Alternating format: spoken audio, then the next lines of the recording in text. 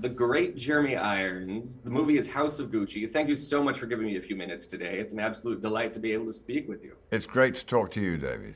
Now, in the movie, you play Rodolfo Gucci. He's a sometime movie actor and designer, the father of Maurizio Gucci, played by Adam Driver.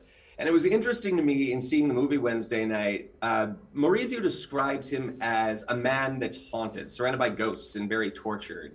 And that's so funny to me because you're an actor that has made such a thriving career out of playing tortured characters. I've long wondered, are you somebody that seeks out sort of tortured roles, or are these just kind of the parts that are thrown your way? These are the parts, the bones that are thrown my way. But I'm always interested in enigmas, in people who have problems. I mean, everybody has problems. We all carry our own, in one way or another. So I'm delighted to be able to play that sort of character rather than sort of bland, never may care, no problem characters, which I don't think are often very real. But perhaps people come to me because I'm thin, and thin people are often tortured. As a thin person, I know exactly what you're talking about. Yeah. The other thought I had in watching the film, particularly in your scenes opposite Lady Gaga, who plays Patrizia, was that she is not a far cry from a character you very famously played in a film called Reversal of Fortune, Klaus von Bülow. Right. You happen to pick up a little thing called an Academy Award for your performance. I'm wondering, when you're dealing with real life people who are maybe questionable in their motives and actions, how do you not pass moral judgment on them? Do you try to approach this late, or? It's not your business to pass moral judgment on characters, whether they're real or fictional.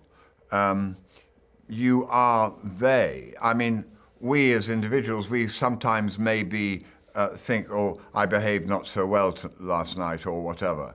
But we rarely pass moral judgments on ourselves. And therefore, when you get inside a character, however he behaves, you find a good reason for behaving as you do.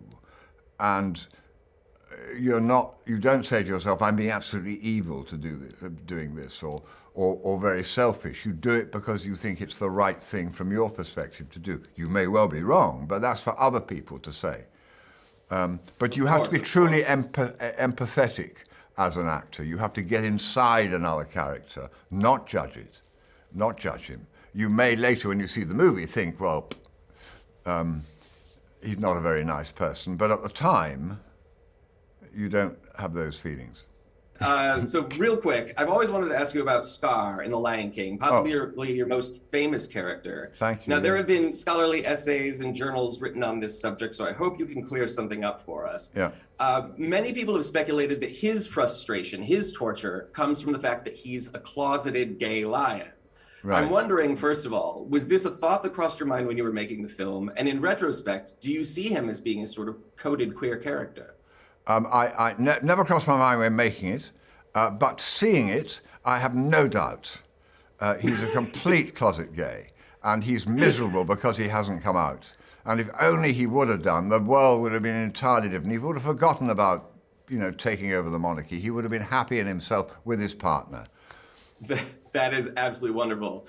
Jeremy Irons, thank you so much. Congratulations on the film. You're wonderful. Pleasure.